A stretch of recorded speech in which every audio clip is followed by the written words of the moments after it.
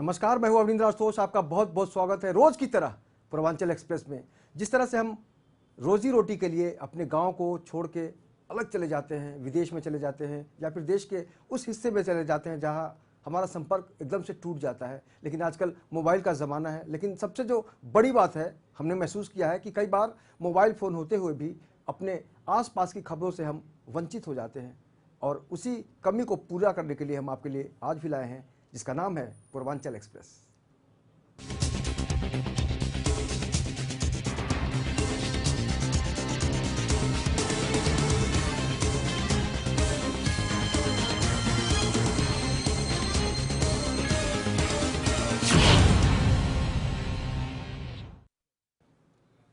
तो चलिए रोज की तरह दनादन चढ़ जाते हैं पूर्वांचल एक्सप्रेस की गाड़ी पर और उतरते हैं खबरों के एक एक स्टेशन पर। सबसे पहले बात करेंगे उत्तर प्रदेश पुलिस की। उत्तर प्रदेश पुलिस अपनी बेतुकी कार्रवाई के लिए हमेशा से ही चर्चा में रही है। सबसे ताज़ा मामला सामने आया है बस्ती के सोनहा थाना क्षेत्र में, जहां पुलिस ने एक 12 वर्षीय किशोर पर गुंडा एक्ट लगा दिया है। पीड़ित पक्ष का आरोप है कि 5 माह पहले उनके बेटे को पुलिस ने फर्जी केस बनाकर छेड़छाड़ के आरोप में हवालात में डाल दिया था।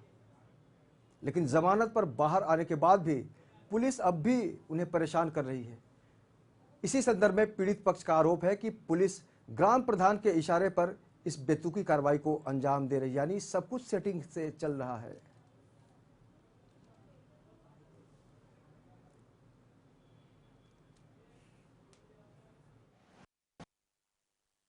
मामला हमारे लड़का का 12 साल की उम्र है, वो भी गुंडाइट लगा दिए हैं। का बोलते हैं गुंडाइट लगा दिए के बाद में यहाँ नोटिस आया तो हमें देहन तो पकड़ के थाने पर ले गए बैठाए रहे। का बोलते 4-5 घंटा तलाशी ले लिए, 200-300 रुपया ले लिए। उसके बाद में मारे पीटे गरियाए, उसके बाद में फिर 5-6 घंटा के बाद छोड़ दिए। कितनी उम्र है? 12।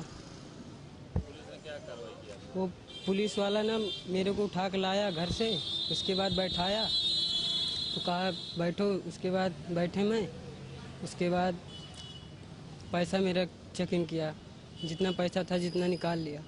उसके बाद वो नहीं वापस किया। उसके बाद मेरे को बहला दिया मार को। क्या क्या धारा लगाया है? वो गुंडा एक्ट मेरे को भी पता चला है। इसके पहले भी दर्ज है? हाँ, झूठे इंजाम में लगा दिए थे। किस मामले में दर्ज है? वो छेड़खानी में। नहीं, यशो सोनहा ने जो कार्रवाई किया है ये पूरी तरह गलत है, क्योंकि सेक्शन 83 आईपीसी में 7 वर्ष से ऊपर और 12 वर्ष से नीचे के बच्चों के ऊपर कोई आपराधिक मामला नहीं दर्ज किया जाता, क्योंकि उनकी बुद्धि अपरिपक्व मानी जाती है। और जो इन्होंने किया है ये पूरी तरह कानून का उल्लंघन किया है और अपने पद व पावर का पूरी तरह दुरुपयोग करते हुए इस तरह का कार्य किया है। और इन्होंने सेक्शन 182 गलत सूचना अपने आला अफसरों को दिया और 211 में गलत आरोप लगाना, किसी के साथ किसी के अधिकारों का हनन करना, इस तरह का कार्य किया है। ये एक प्रकरण आपने भी संज्ञान में लाया, पहले से भी संज्ञान में, इसमें जांच भी चल रही है। इसमें जो जिस लड़के की बात की जा रही है वो महिला छेड़खानी में एक बार जेल भी जा चुका है और बड़ी जेल में गया है, बच्चा जेल में नहीं गया है। उसी के आधार पर उसका गुंडा एक्ट में जो है तो वो रिपोर्ट भेजी गई है, चालानी रिपोर्ट। तो मेरे द्वारा उनको निर्देशित किया गया है कि अगर वो नाबालिग है तो एडीएम कोर्ट में अपनी जो है 7 साल से 12 साल की उम्र का कोई भी बच्चा इस तरह के एक्ट में नहीं फंस सकता। लेकिन पुलिस वाले अपनी मर्जी से यहाँ काम कर रहे हैं और भले ही कानून की धज्जियाँ उड़ जाए। चलिए आगे बढ़ते हैं। केंद्र सरकार की श्रम नीति के खिलाफ फूटा श्रमिकों का गुस्सा बहराइच में भी देखने को मिला है। जी हाँ, यूपी के बहराइच में श्रम मजदूर संघ के लोगों ने विशाल जुलूस निकालकर विरोध जाहिर किया। श्रमिकों का कहना है कि सरकार ने श्रम नीतियों में जो संशोधन किए हैं उन्हें वापस लेना चाहिए, ताकि यह जो पूरा जो मामला है हम लोगों को नहीं जम रहा है।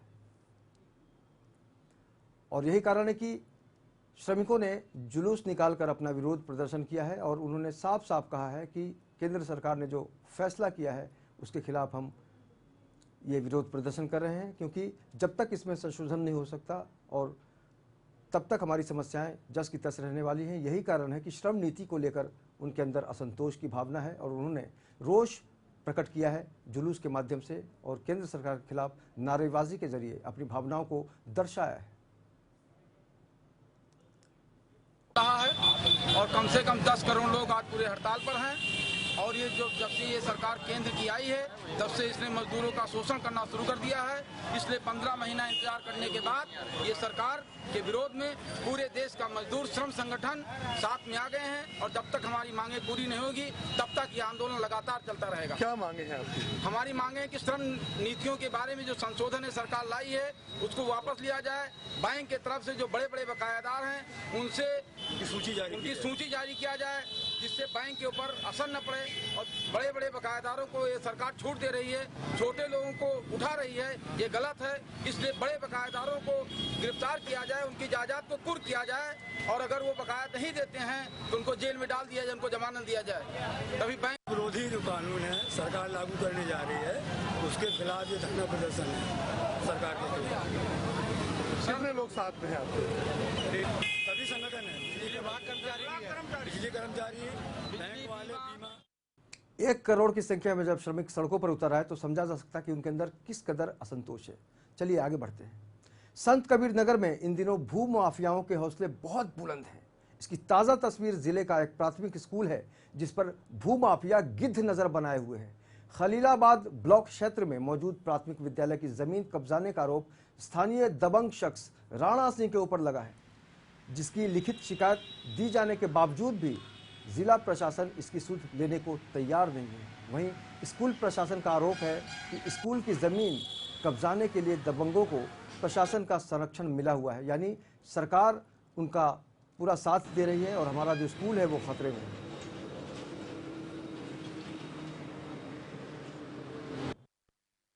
राणा सिंह करके व्यक्ति हैं, ये जबरदस्ती कब्जा कर रहे हैं गुंडई के बल पे और अवैध निर्माण करवा रहे हैं। प्रशासन एसडीएम साहब के आदेश का पालन कोतवाल साहब ने भी नहीं किया। क्या कब्जा किए हैं? स्कूल का जो नंबर है वो कब्जा कर लिए हैं, बाउंड्री नहीं होने दे रहे हैं, बच्चों को असुविधा हो रही है। निश्चित तौर पर अगर सरकारी ज़मीनों पर किसी का भी कब्जा है तो चाहे जितना दबंग हो उसको प्रशासन अपनी ताकत से हटवा देगा। हम लोग जैसा कि आपने बताया कि ABSF और SDM साहब के पास सुझाव दिए हैं, हम लोग इसका संज्ञान लेंगे और देखेंगे कि क्या नियमानुसार कार्रवाई हो सकती है और कार्रवाई करने के बाद उस अतिक्रमण को हटवा दिया जाएगा। विद्यालय डीहा की जमीन पर कुछ बाहरी व्यक्ति जो हैं अवैध कब्जा कर लिए हैं और बाउंड्री नहीं होने दे रहे हैं, जिसके कारण ये कई साल से बाउंड्री नहीं हो पाया है और इसके लिए कई बार एक प्रार्थना पत्र भी दिया गया है और DM के अभी जल्दी ही हम लोग दिए हैं क्योंकि इस पर अवैध कब्जा किया जा रहा था। तो हमारे और प्रधान जी द्वारा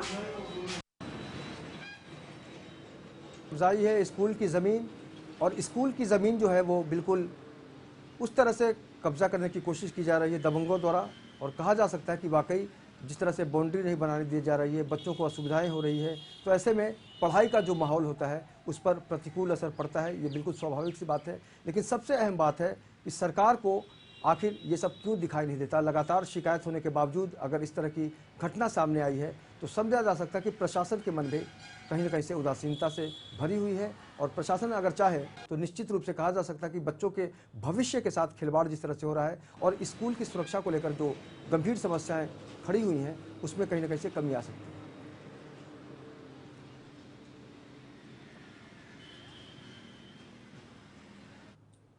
स्कूल में टेंशन नहीं होना चाहिए तो बहुत मुश्किल हो जाता है बच्चों के लिए और मास्टर लोग भी टेंशन में हैं।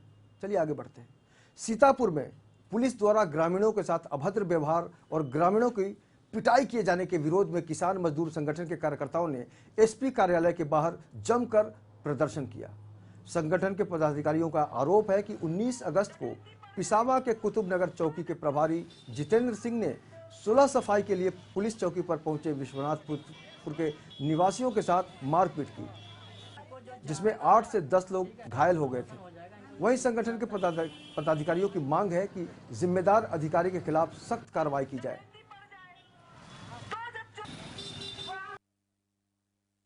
कि पहले उन लोगों को छुड़वाया जाए और फिर जो ट्रैक्टर ट्राली थाने में बंद है उसको छुटवाया जाए और जो चोट लगी है जिन लोगों को उनकी इलाज की समुचित। देखिए, चौकी इंचार्ज द्वारा कुछ लोगों से दुर्व्यवहार के घटना को लेके एक यहाँ पर कुछ लोग आए थे और इस संबंध में उन्होंने जो मांग की थी उसको लाइन हाजिर करने की और कार्रवाई करने की, तो कप्तान साहब ने इसमें विधिवत सीओ साहब से जांच करवाई थी और उस जांच के आधार पर उनको लाइन हाजिर कर दिया।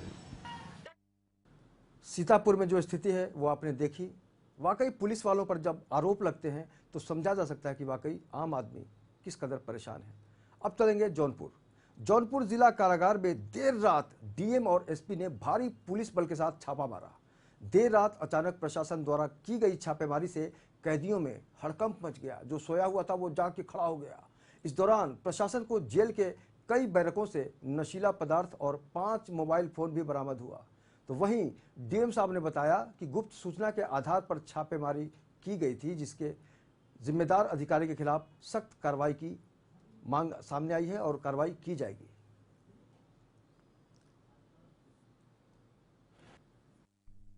आकस्मिक रूप से भी सर्च किया गया और हमें लगातार शिकायतें प्राप्त हो रही थी। अभी पिछले दिनों भी यहाँ पर काफ़ी विवाद की स्थिति हुई थी और काफ़ी उपद्रव हुआ था जेल को। इसको लेकर, इन सभी चीज़ों को लेकर यहाँ की तलाशी की गई और काफ़ी व्यापक रूप से तलाशी की गई, जिसमें कि जिले के सभी एसडीएम, सीओज और सभी थानाध्यक्ष और भारी मात्रा में पुलिस बल के साथ आज हम लोगों ने सर्च किया। इस दौरान आज 5 मोबाइल फ़ोन बरामद हुए हैं जेल में विभिन्न बैरकों से, और साथ ही नशा करने की विभिन्न चीज़ें जो हैं वो भी बरामद हुई हैं। इनको संज्ञान में लिया गया और आगे की भी इस पर कठोर कार्रवाई की जाएगी। जेल में नशीला पदार्थ और मोबाइल का मिलना छोटी मोटी बात नहीं है, लेकिन समझ सकते हैं आप कि अगर कैदियों को इस तरह से सुविधा दी जाती है तो उसमें किसका हाथ हो सकता है। सोचिए, समझिए। और हम लेते हैं एक छोटा सा ब्रेक। ब्रेक के बाद फिर पूर्वांचल एक्सप्रेस की गाड़ी बढ़ाएंगे आगे और उतरेंगे बार बार हर बार खबरों के स्टेशन पर। तो फिलहाल वक्त है छोटे से ब्रेक का। बने रहिए हमारे साथ।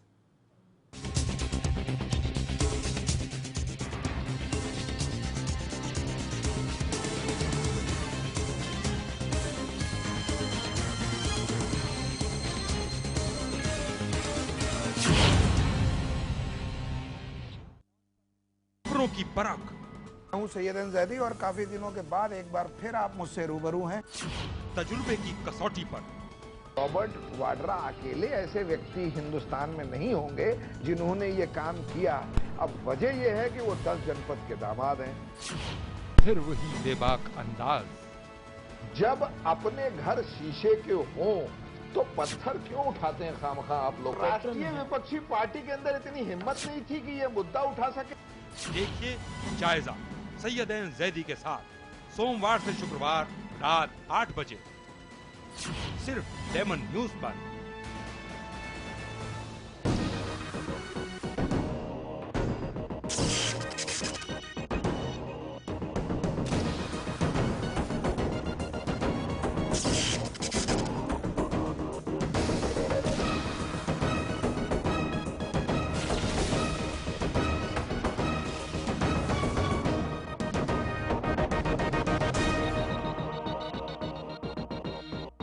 लेमन टीवी अब इसलिए हिट हो जाएगा पूरे महाराष्ट्र में और पूरे देश में क्योंकि वो पूर्वियों की आवाज बनने जा रहा है, पूर्वियों की भाषा को तवज्जो देने जा रहा है। इसलिए मेरी शुभकामना भी है और आशा है कि सुपरहिट लेमन होगा। जी नमस्कार, मैं सुरेश शुक्ला, गायक संगीतकार। पूर्वांचल एक्सप्रेस के समस्त दर्शकों को बहुत बहुत बधाई देता हूं। उत्तर प्रदेश, बिहार, तमाम अपने गांव जवार की न्यूज़ देखें, खुश रहें। धन्यवाद। मैं हूं निर्माता, निर्देशक और संगीतकार राजकुमार पांडे और आप सब देख रहे हैं पूर्वांचल एक्सप्रेस। और मैं बहुत सारी शुभकामना देता हूं कि चैनल उस तरह चले, प्रोग्राम उस तरह चले जिस तरह से गंगा जमुना का धारा चलता रहता है, निरंतर बहता रहता है, उसी तरह जो एक्सप्रेस है ये अपने आप में एक रफ्तार में चलता रहे। धन्यवाद। नमस्कार, मैं हूं उदित नारायण। लेमन चैनल पे पूर्वांचल एक्सप्रेस के लिए मेरी हार्दिक बधाइयां, शुभकामनाएं। हाय, मैं look like Sachin Tendulkar 11 news पर पूर्वांचल एक्सप्रेस को मैं शुभकामनाएं देता हूं। लेमन चैनल की तरफ से पूर्वांचल एक्सप्रेस नाम का जो कार्यक्रम पूर्वांचल के लोगों के लिए शुरू किया गया है, मैं पूर्वांचल के लोगों की तरफ से और अपनी तरफ से पूर्वांचल एक्सप्रेस के सभी लोगों को, पूरी टीम को ढेर सारी शुभकामनाएं देता हूं।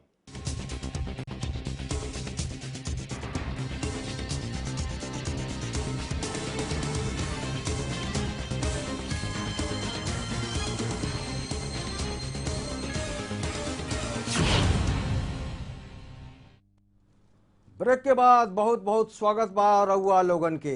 जब आम आदमी के बुखार हो जाला तो पसीना छूट जाला, लेकिन अगर हम बात सहारनपुर के करब तो रउआ के अजीब लगी, लेकिन सच बा। सहारनपुर में दिमागी बुखार का कहर बुरी तरह से लोगों पर टूट पड़ा है। दिमागी बुखार के रूप में तो कहीं टाइफाइड के रूप में उभर कर सामने आ रहा है। इस जानलेवा बुखार के चलते कई जिंदगियां बर्बाद हो गई हैं। खादर क्षेत्र के ग्राम कुंडा में इस जानलेवा बीमारी के चलते 10 लोगों की मौत हो चुकी है। कुंडा, जहरा, नया कुंडा, बसी सहित कई गांव में इस जानलेवा बुखार का असर देखने को मिल रहा है। वहीं जिला अस्पताल के डॉक्टरों ने बताया कि इस बीमारी का कारण गांव में बढ़ती हुई गंदगी है। जिला स्वास्थ्य विभाग के पास इस बुखार से बचने के लिए कोई विशेष योजना नहीं है। जिला में यमुना किनारे बसे करीब 20 गांवों को पहले से ही जिला स्वास्थ्य विभाग ने अति संवेदनशील घोषित किया हुआ है। ऐसे में सवाल ये उठता है कि प्रधानमंत्री साहब ने जिस योजना को शुरू किया था, स्वच्छता अभियान का नारा दिया था, वो कहाँ है?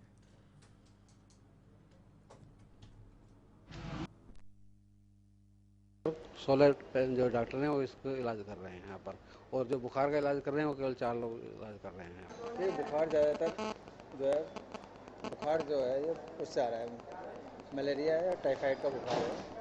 और इसमें भर्ती मरीज कितने हैं ये तो रिकॉर्ड से ही पता चलेगा, देख के कितने आ चुके हैं। एक तो मौसम के बदलाव के कारण बुखार आ रहा है सबसे ज़्यादा। सर्दी गर्मी बहुत ज़्यादा चल रही है, आदमी रात को सो जाता है, लेकिन रात में जब ठंडक हो जाती है। तो सहारनपुर में जिस तरह से दिमागी बुखार का कहर सामने आ रहा है, ऐसे में कुल मिलाकर कहा जा सकता है कि साफ सफाई को लेकर जिस तरह से प्रशासन को चुस्त दुरुस्त होना चाहिए था, उसमें बहुत कमी है। और यही कारण है कि यहाँ के जो निवासी हैं वो मजबूरी में इस तरह की बीमारी से लड़ने को अभिशप्त हो गए हैं। और यही कारण है कि 10 लोगों की मौत अब तक हो चुकी है और बाकी जो लोग हैं इस बीमारी को झेल रहे हैं। कहीं ना कहीं से समझा जा सकता है कि अगर सरकार अपना काम सही ढंग से करती तो निश्चित रूप से इस बीमारी को दूर करने में सफलता मिल सकती थी।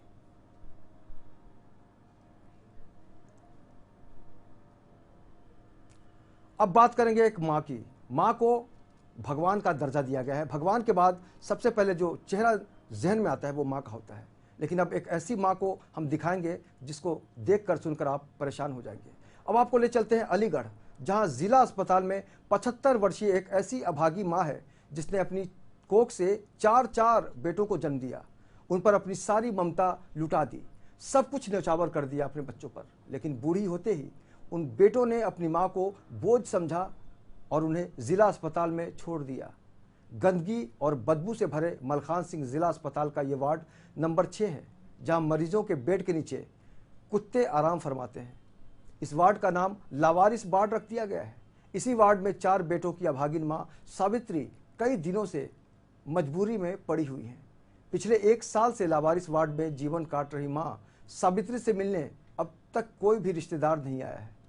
वहीं 2 माह से अपने बेटों की याद में दिन रात सावित्री की आंखों से आंसुओं का सैलाब निकल रहा है, जिसके बाद थक हार कर सावित्री वहीं बेड पर लेट जाती है और खो जाती हैं बच्चों की यादों में, क्योंकि ममता का जो सागर होता है उसको नाप पाना बहुत ही मुश्किल होता है। और एक औलाद के प्रति जो जज्बा होता है माँ के अंदर, माँ किसी भी हाल में रहे, जिए या मरे, उसका जो सबसे बड़ा उसकी समस्या होती है, उसकी चिंता होती है, वो होती है औलाद का सुख। लेकिन उन औलादों ने जिनको उसी माँ ने जन्म दिया, अपनी माँ के लिए उनके पास वक्त नहीं है।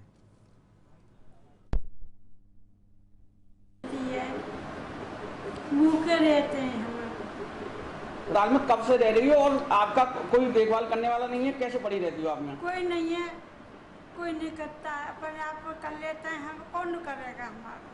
अच्छा, लगभग कितने महीने से आप यहाँ पे रह रही हो? 1 साल हो गई। जिस वार्ड में आप रहती हो वहाँ कोई देख रेख करने आता है डॉक्टर आपकी? डॉक्टर आता है। अच्छा, आपको खाना वगैरह मिलने को मिल जाता? खाना नहीं आता है। कुछ नहीं, कोई देखभाल नहीं कर रहा? 1 रुपया है, दे भी आओ तो कोई। अच्छा, तुम कब से रह रही हो यहाँ? 3 महीना है। 3 महीना। आया था मुझको, कोई डॉक्टर नहीं इमरजेंसी में। फिर एक डॉक्टर आए, इतनी लापरवाही, कोई देखने को तैयार नहीं। पेशेंट की इतनी हालत सीरियस थी, उसको उल्टी दस्त की बहुत ज़्यादा शिकायत थी। फिर किसी तरह से एक दूसरे के कह गए, किसी सिफारिश से किसी तरह से एडमिट कराया। तो यहाँ वार्ड के अंदर कोई देखभाल नहीं, कोई सही तरीके का कोई ट्रीटमेंट नहीं था।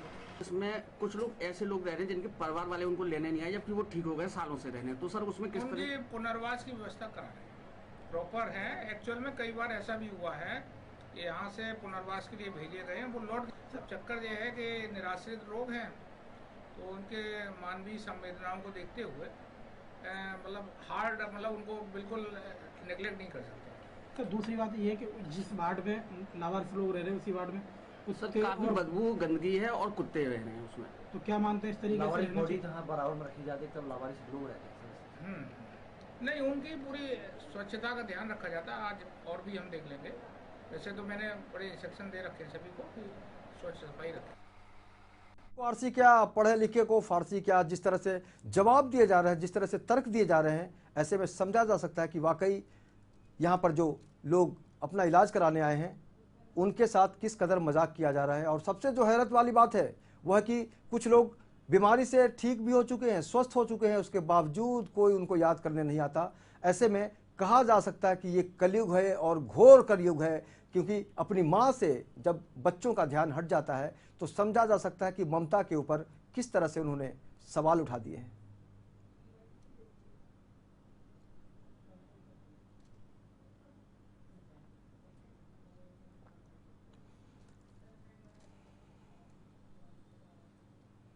आज के दौर में ऐसी भी माँ है जिसके बच्चे छोड़कर चले गए हैं, कितना दुर्भाग्यपूर्ण है, लेकिन यह सच है। आगे बढ़ते हैं। सहारनपुर के थाना रामपुर मनिहारन पुलिस ने जिले भर में खौफ मचाए हुए बदमाशों को धर दबोचा। बदमाशों के पास से पुलिस ने एक पिस्टल, एक तमंचा, मोबाइल, कार और मोटरसाइकिल बरामद किए। बरामद गाड़ियों को इन बदमाशों ने कई लूट की वारदात को देने के लिए इस्तेमाल किया था। आपको बता दें कि मुखबिर से मिली सूचना के आधार पर पुलिस ने रामपुर मनिहारन के नया गांव की नहर पर बने जाक बंगले के पास छापा मारकर 3 बदमाशों को गिरफ्तार कर लिया है। तकरीबन 1.5-2 हफ्ता पहले एक 2 मोटरसाइकिल की लूट की घटना को अंजाम दिया गया था।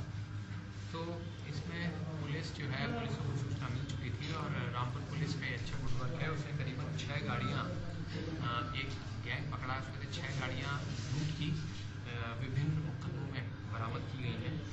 इनके पास से पिस्टल, तमंचा, कुछ जिंदा खोखा कारतूस की जो है, कुछ मोबाइल फ़ोन इनपे से बरामद किए गए हैं।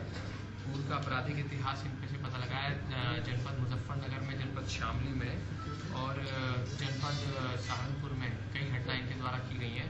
इनका एक साथी और है जिसके द्वारा मेरठ में यूनिवर्सिटी में गोली चलाई गई है, वो योगेश भदौड़ा गैंग से जुड़ा हुआ है, जैसा कि ये बताया गया है। और आगे भी पुलिस जो है इसके करीबन 4 बदमाश और हैं, उनको जल्दी शीघ्र पकड़ के और उनको एगो साच बात कही, अपन देश में कहावत बाकी भला है बुरा है जैसा भी है, मेरा पति मेरा देवता है। लेकिन कई बार हम देखते हैं कि उत्तर प्रदेश और बिहार के बहुत सारे जो पति हैं अपनी पत्नियों को घर पर छोड़कर विदेश चले जाते हैं, देश के अलग अलग हिस्सों में चले जाते हैं ताकि माल कमाए और मेहरी को भेज सके। लेकिन यही कारण है कि अगर हम अपने पतियों को देखते हैं उन गांव वालियों की नज़र से जिनका पति दूर चला गया है और जो नज़दीक में है, उनके लिए पत्नी बस यही कहती है कि दिन भर कहीं भी रहो, रात को घर जरूर चले आना। तो चलते चलते पूर्वांचल एक्सप्रेस में आपको छोड़ जाते हैं उसी खूबसूरत गीत के साथ। और हम आपको बिल्कुल वादा करते हैं हमेशा की तरह कि जब भी आपको अपने गांव की याद आए, अपने घर की याद आए, तो ज़रूर देखिए पूर्वांचल एक्सप्रेस। और चलते चलते इस गाने का आनंद लीजिए और मुझे दीजिए इजाज़त। जयराम जी की।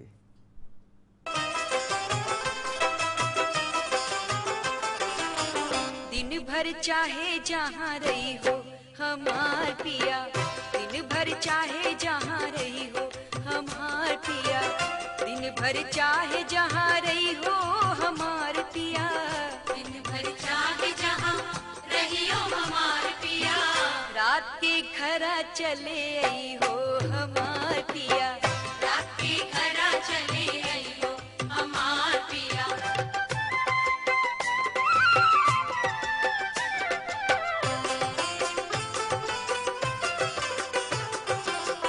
आज की रतिया जो घर नहीं हो, आज की रतिया जो घर नहीं हो, आज की रतिया जो घर नहीं हो, भोर भय पछतई हो हमार पिया, भोर भय पछतई